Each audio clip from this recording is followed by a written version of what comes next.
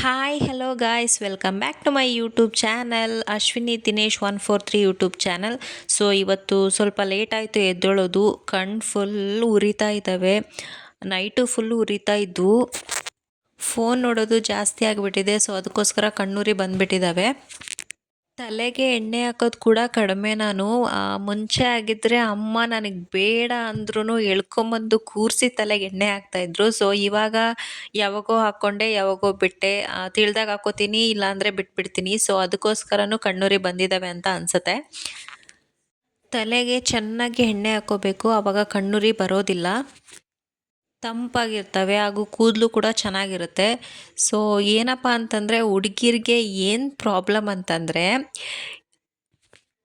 ಬೇರೆ ಏನು ರೀಸನ್ಗೆ ಪ್ಲ್ಯಾನ್ಗಳು ಕ್ಯಾನ್ಸಲ್ ಆಗ್ತವೋ ಇಲ್ವೋ ಗೊತ್ತಿಲ್ಲ, ಬಟ್ ತಲೆಗೆ ಎಣ್ಣೆ ಹಾಕಿದ್ದೀನಿ ಅನ್ನೋ ರೀಸನ್ಗೆ ತುಂಬ ಸಲ ಪ್ಲ್ಯಾನ್ ಕ್ಯಾನ್ಸಲ್ ಆಗೋಗಿರ್ತವೆ. ತಲೆಗೆ ಎಣ್ಣೆ ಹಾಕಿದಾಗ ಎಸ್ಪೆಷಲಿ ಹುಡುಗಿರ್ಗೆ ಎಲ್ಗೋ ಆಚೆ ಹೋಗೋದಕ್ಕೆ ಮನಸ್ಸಿರೋದಿಲ್ಲ. ಅದಕ್ಕೋಸ್ಕರ ತಲೆಗೆ ಎಣ್ಣೆ ಹಾಕೋದೇ ಕಡಿಮೆ ಮಾಡಿಬಿಟ್ಟಿರ್ತಾರೆ. ಸೊ ನೀವು ನಂತರ ಮಾಡೋದಕ್ಕೆ ಹೋಗ್ಬೇಡಿ. ತಲೆಗೆ ಚೆನ್ನಾಗಿ ಎಣ್ಣೆ ಹಾಕಿ ಕೂದಲು ಕೂಡ ಚೆನ್ನಾಗಿರ್ತವೆ, ಹಾಗೆ ಕಣ್ಗಳು ಕೂಡ ತಂಪಾಗಿರ್ತವೆ. ವಾರಕ್ಕೆ ಒಮ್ಮೆ ಆದ್ರೂ ಬಿಸಿ ಎಣ್ಣೆನಲ್ಲಿ ತಲೆ ಫುಲ್ ಹಚ್ಬಿಟ್ಟು ಮಸಾಜ್ ಮಾಡಿಬಿಟ್ಟು ಸ್ವಲ್ಪ ಹೊತ್ತು ಬಿಟ್ಬಿಟ್ಟು ಸ್ವಲ್ಪ ಬೆಚ್ಚಗಿರೋ ನೀರಿಂದ ತಲೆ ಸ್ನಾನ ಮಾಡೋದ್ರಿಂದ ಕಣ್ಣಿನ ಆರೋಗ್ಯ ತುಂಬಾ ಚೆನ್ನಾಗಿರುತ್ತೆ. ನಾನು ಇನ್ಮೇಲೆ ಅಟ್ಲೀಸ್ಟ್ 2 ಡೇಸ್ಗೊಮ್ಮೆ ಆದ್ರೂ ಎಣ್ಣೆ ಹಾಕೋಣ ಅಂತ ಡಿಸೈಡ್ ಮಾಡಿದ್ದೀನಿ. ತುಂಬಾ ಕಡಿಮೆ ನಾನು ತಲೆಗೆ ಎಣ್ಣೆ ಹಾಕೋದು. ನಮ್ಮಮ್ಮ ಯಾವಾಗಲೂ ಬೈತಾ ಇದ್ರು, ನೋಡು ತಲೆಗೆ ಎಣ್ಣೆ ಹಾಕ್ಕೊಳ್ಳಲ್ಲ, ಏನಿಲ್ಲ, ಕಣ್ಣುರಿ ಬರತ್ತೆ ತಡಿ ಅಂತ. ಅದಕ್ಕೋಸ್ಕರ ಇವತ್ತು ನಾನು ತಲೆಗೆ ಫುಲ್ ಎಣ್ಣೆ ಮಸಾಜ್ ಮಾಡ್ಕೊಳ್ಳೋಣ ಅಂತ ಅಂದ್ಕೊಂಡಿದ್ದೀನಿ. ಸೊ ಇವತ್ತು ತಿಂಡಿಗೆ ನೋಡಿ ದೋಸೆ ಹಿಟ್ಟನ್ನು ರುಬ್ಬಿಟ್ಟಿದ್ದೆ. ನೈಟ್ ಇವತ್ತು ದೋಸೆ ಮಾಡೋಣ ಅಂತ. ನನ್ನ ಮಗಳಿಗೂ ಟಿಫಿನ್ ಬಾಕ್ಸ್ಗೆ ಆಗುತ್ತೆ, ಅವಳು ದೋಸೆ ಪಡ್ಡಿಟ್ಟಾಗ ಚೆನ್ನಾಗಿ ತಿಂತಾಳೆ ಅಂತ ಇವತ್ತು ದೋಸೆನೇ ಮಾಡಿದ್ದೆ. ದೋಸೆ ಮಾಡಿದೆ, ಅವಳಿಗೂ ಕೂಡ ಟಿಫಿನ್ ಬಾಕ್ಸ್ನ ರೆಡಿ ಮಾಡಿದೆ. ನಾನು ಬೇಗನೆ ತಿಂಡಿ ರೆಡಿ ಮಾಡಿರ್ತೀನಿ, ಬಟ್ ತಿನ್ನೋರು ಯಾರೂ ಇರೋದಿಲ್ಲ. ಏನಕ್ಕಂದರೆ ಯಾರೂ ಬೇಗ ತಿಂಡಿ ತಿನ್ನೋದಿಲ್ಲ, ಎಲ್ಲರೂ ಲೇಟಾಗಿಯೇ ಬರ್ತಾರೆ, 10 ಗಂಟೆ ಹಂಗೆ ಬರ್ತಾರೆ. ಬಟ್ ನಾನು ನನ್ನ ಮಗಳಿಗೆ ಟಿಫಿನ್ ಬಾಕ್ಸ್ಗೋಸ್ಕರ ಬೇಗ ತಿಂಡಿ ರೆಡಿ ಮಾಡಿರ್ತೀನಿ. ಇವಾಗ ತಿಂಡಿ ಎಲ್ಲ ಆಯಿತು. ಇವಾಗ ತಲೆಗೆ ಹೇಳಿದ್ನಲ್ಲ, ತಲೆಗೆ ಸ್ವಲ್ಪ ಎಣ್ಣೆ ಹಚ್ಕೊಂಡು ಮಸಾಜ್ ಎಲ್ಲ ಮಾಡಿ ಸ್ನಾನ ಮಾಡಿಬಿಟ್ಟು ಸ್ವಲ್ಪ ನನ್ನ ಮಗಳಿಗೆ ನಾಳೆ ಆಗಸ್ಟ್ 15th ಆಗಿರೋದ್ರಿಂದ Kittur Rani Chennamma fancy dress ready ಮಾಡೋಣ ಅಂತ ಅಂದ್ಕೊಂಡಿದ್ದೀನಿ. ಸೊ ಅದಕ್ಕೆ ಬೇಕಾಗಿರೋ ಐಟಮ್ಸ್ ಎಲ್ಲ ತೊಗೊಂಡು ಬರೋದಕ್ಕೆ ಸ್ವಲ್ಪ ಹೋಗಬೇಕು. ನಾನು ನಮ್ಮ ಮನೆಯವರು ಹೋಗಿ ಬರ್ತೀವಿ. ಸೊ ನೋಡಿ, ನನ್ನ ಮನೆಯವರು ಚಿಗಳಿ ತಂದು ಕೊಟ್ಟಿದ್ರು, ತಿಂತಾಯಿದ್ದೀನಿ. ಆ್ಯಕ್ಚುಲಿ ನನ್ನ ಮಗಳಿಗೆ ಅಂತ ತಂದಿದ್ರು, ನನಗೂ ಒಂದು ಅಂತ ಹೇಳಿಬಿಟ್ಟು ತರಿಸ್ಕೊಂಡು ತಿಂತಾಯಿದ್ದೀನಿ. ಸೊ ನೋಡಿ ಫ್ರೆಂಡ್ಸ್, ಇವಾಗ ಸ್ನಾನ ಎಲ್ಲ ಆಯಿತು, ಹೊರಟಿದ್ವಿ ನಾನು ಮತ್ತು ದಿನೇಶ್ ಅವರು. ನೋಡಿ ಫ್ರೆಂಡ್ಸ್, ಮಳೆ ಬಂದು ಎಷ್ಟು ರೋಡೆಲ್ಲ ಫುಲ್ ಕೆಸರಾಗಿ ಹೋಗ್ಬಿಟ್ಟಿದೆ, ಓಡಾಡೋದೇ ಕಷ್ಟ ಇಲ್ಲಿ.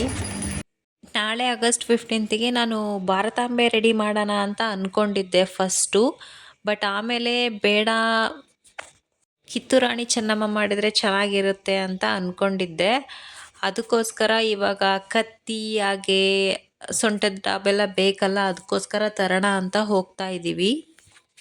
ಇದೇ ಫಸ್ಟ್ ಟೈಮ್ ಈ ಥರ ಫ್ಯಾನ್ಸಿ ಡ್ರೆಸ್ ಅವಳಿಗೆ ರೆಡಿ ಮಾಡ್ತಾ ಇರೋದು. ಸೊ ಬಂದ್ವಿ ಸ್ಟೋರ್ಗೆ. ಇವಾಗ ನೋಡಿ, ನಾಳೆ ಆಗಸ್ಟ್ 15th ಇರೋದ್ರಿಂದ ಹಾಗೇ ಕೃಷ್ಣ ಜನ್ಮಾಷ್ಟಮಿ ಹತ್ರ ಬಂದಿರೋದ್ರಿಂದ ತುಂಬಾ ರಶ್ ಇತ್ತು, ಹಾಗೇ ತುಂಬಾ ಐಟಮ್ಸ್ಗಳು ಬಂದಿದ್ವು. ಅವಳಿಗೆ ಈ ಥರ ಗುಂಡಿನ ಸರ ಚೆನ್ನಾಗಿ ಕಾಣಿಸುತ್ತೆ ಸ್ಯಾರಿಗೆ ಅಂತ ಹೇಳಿಬಿಟ್ಟು ಇದನ್ನು ತೊಗೋತಾ ಇದ್ದೆ. ಹಾಗೆಯೇ ಫ್ಲ್ಯಾಗು, ಬಳೆಗಳು ತೋರಿಸಿ ನಿಮಗೆ ಫೈನಲ್ ಆಗಿ ಏನೇನು ತೊಗೊಂಡೆ ಅಂತ ಹೇಳಿಬಿಟ್ಟು. ಅವಳಿಗೆ ತಗೊಳ್ಳೋಣ ಅಂತ ಹೋಗಿ ನನಗೂ ಯಾಕೋ ಸುಮ್ಮನೆ ಇರೋದಕ್ಕೆ ಮನಸ್ಸಾಗಲಿಲ್ಲ. ನಾನು ಒಂದು 2-3 ಐಟಮ್ಸ್ನ ತೊಗೊಂಡೆ. ಸೊ ನೋಡಿ, ಫೈನಲಿ ತೊಗೊಂಡು ಹೊರಗಡೆ ಬಂದ್ವಿ. ತೋರಿಸ್ತೀನಿ ಆಮೇಲೆ ಏನೇನು ತೊಗೊಂಡ್ವಿ ಅಂತ ಹೇಳಿಬಿಟ್ಟು. ಸೊ ದಿನೇಶ್ ಅವ್ರು ನೋಡಿ ಆಲ್ರೆಡಿ ಫೋನ್ಗೆ ಫ್ಲ್ಯಾಗ್ನ ಸ್ಟಿಕ್ಕರ್ನ ಅಂಟಿಸ್ಕೊಂಡ್ಬಿಟ್ಟಿದ್ದಾರೆ. ಬಂದ್ವಿ ಮನೆಗೆ. ತೊಗೊಂಡು ನೋಡಿ, ಬ್ಯಾಂಗಲ್ಸ್ನ ತೊಗೊಂಡೆ.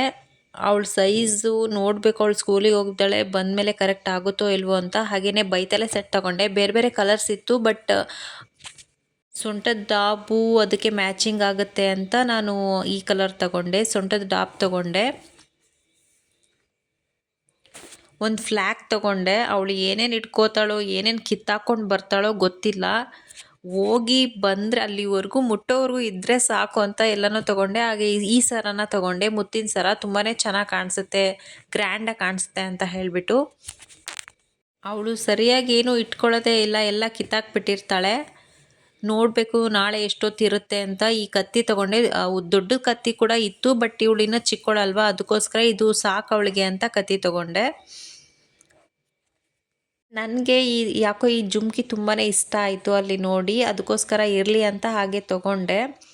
ನೇಲ್ ಪಾಲಿಶ್ ಹಾಗೆಯೇ ಒಂದು ಸೆಂಟರ್ ಕ್ಲಿಪ್ನ ತೊಗೊಂಡೆ.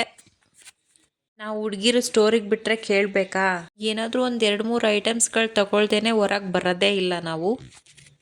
ದಿನೇಶ್ ಅವರು ಈ ಪ್ಯಾರಾಚೂಟ್ ಆಫ್ಟರ್ ಶವರ್ ಏರ್ ಕ್ರೀಮ್ನ ತೊಗೊಂಡ್ರು. ಅವ್ರು ಯಾವಾಗಲೂ ಇದೇ ಕ್ರೀಮ್ನ ಏರ್ಗೆ ಯೂಸ್ ಮಾಡೋದು.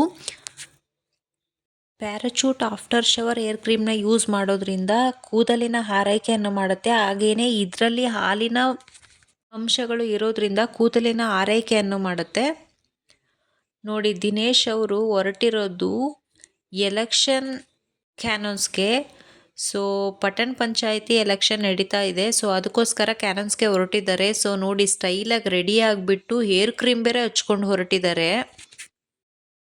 ಓಕೆ, ಇವಾಗ ನಾನು ನಾಳೆ ನನ್ನ ಮಗಳಿಗೆ ರೆಡಿ ಮಾಡೋದಕ್ಕೋಸ್ಕರ ಸೀರೆ ಪ್ಲೀಟ್ಸ್ಗಳನ್ನ ರೆಡಿ ಮಾಡ್ತಾ ಇದ್ದೆ. ನಾಳೆ ಬೆಳಗ್ಗೆ ಬೇಗ ಹೋಗಬೇಕು ಸ್ಕೂಲ್ಗೆ, ಅದಕ್ಕೋಸ್ಕರ ಬೆಳಗ್ಗೆ ಎಲ್ಲ ರೆಡಿ ಮಾಡೋದಕ್ಕೆ ಆಗೋದಿಲ್ಲ ಅಂತ ಹೇಳಿ ಇವಾಗಲೇ ಪ್ಲೀಟ್ಸ್ಗಳನ್ನ ರೆಡಿ ಮಾಡಿ ಇಟ್ಬಿಡೋಣ ಅಂತ ಹೇಳಿ ರೆಡಿ ಮಾಡ್ತಾ ಇದ್ದೆ. ಸೊ ನಾಳೆ ನಿಮಗೆ ತೋರಿಸ್ತೀನಿ ನನ್ನ ಮಗಳ Kittur Rani Chennamma fancy dress final look ಹೇಗಿರುತ್ತೆ ಅಂತ. ಫಸ್ಟ್ ಟೈಮ್ ಈ ಥರ ಅವಳನ್ನ ರೆಡಿ ಮಾಡ್ತಾ ಇರೋದು. ಸೊ ಅದಕ್ಕೋಸ್ಕರ ಫುಲ್ ಎಕ್ಸೈಟಿಂಗ್ ಆಗಿದ್ದೀನಿ ನಾನು ಕೂಡ, ಯಾವ ರೀತಿ ಕಾಣಿಸ್ಬಹುದು ಅಂತ. ಸೊ ಇನ್ನೂ ಯಾರೆಲ್ಲ ನನ್ನ ಚಾನಲ್ಗೆ ಸಬ್ಸ್ಕ್ರೈಬ್ ಆಗಿಲ್ವೋ ಪ್ಲೀಸ್ ಸಬ್ಸ್ಕ್ರೈಬ್ ಆಗಿ, ಲೈಕ್ ಮಾಡಿ, ಹಾಗೆ ಸಪೋರ್ಟ್ ಮಾಡಿ ಅಂತ ಹೇಳ್ತಾ ಇವತ್ತಿನ ವ್ಲಾಗ್ನ ಮುಗಿಸ್ತಾ ಇದ್ದೀನಿ friends. Okay, take care, bye ಬಾಯ್.